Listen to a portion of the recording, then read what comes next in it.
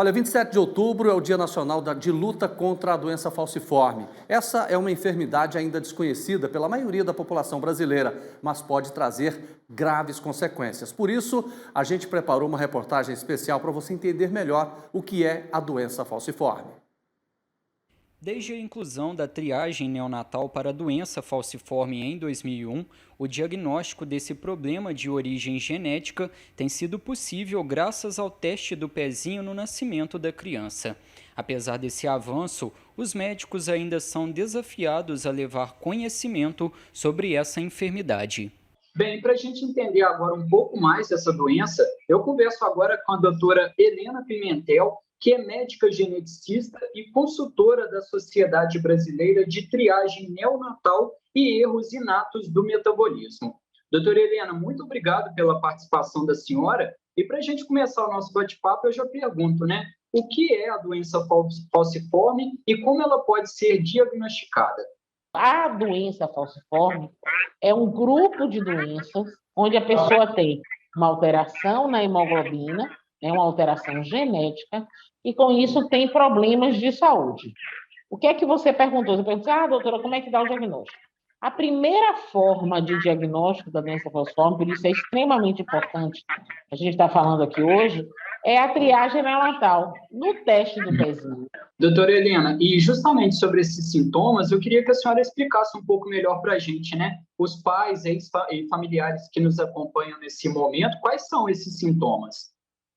Então, quando a criança nasce, ele não tem sintoma, né? Então, por que esse exame está no teste do pezinho? Que é o exame específico para a doença falciforme. Porque o teste do pezinho é para ter exames de doenças que não se apresentam logo ao nascimento, né? Mas que o sintoma vai aparecer depois. Que sintomas são esses? Um dos sintomas é a anemia, por isso que muitas pessoas chamam anemia falciforme, porque um dos sintomas é ter uma anemia, que é a fraqueza no sangue que as pessoas falam, né? Então, no exame, o médico vai ver que a criança tem uma anemia.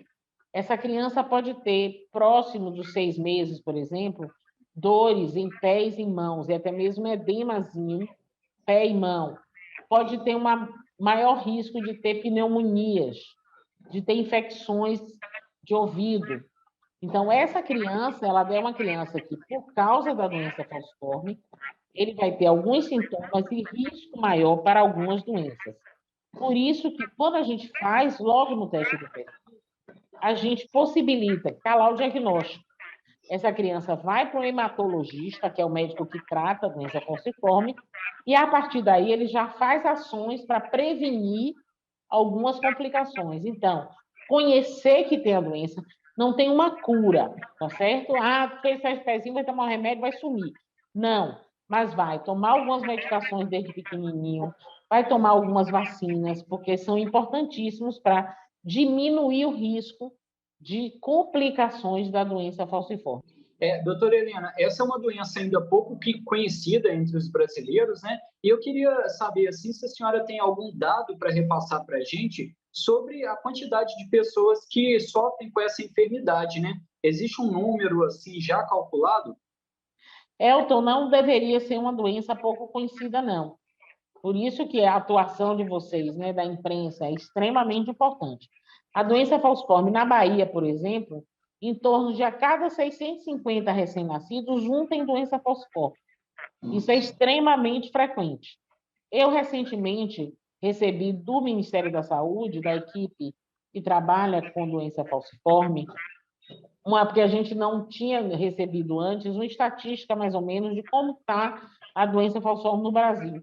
Então, só para você ter ideia, a cada ano, mais de 1.000 crianças, isso só na triagem neonatal, no teste do pezinho, são diagnosticadas com a doença falciforme.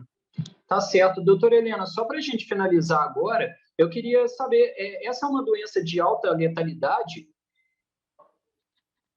Elton, com a triagem, essa doença diminui muito a letalidade, o que a gente chama de mortalidade. Então, além de diminuir o número de crises, então, o número de internações, de infecções, já existem muitos trabalhos mostrando que, com a triagem, que você intervém precocemente, diminui isso. Agora, é uma doença que pode evoluir, depende, que a genética ela é caprichosa, então depende de pessoa para pessoa, ela pode evoluir para um quadro mais grave e levar a uma morte precoce na infância ou para um jovem adulto. Tá certo, doutora Helena. Muito obrigado pelas explicações e pela participação da senhora aqui na TV Pai Eterno. Muito obrigado, tá bem?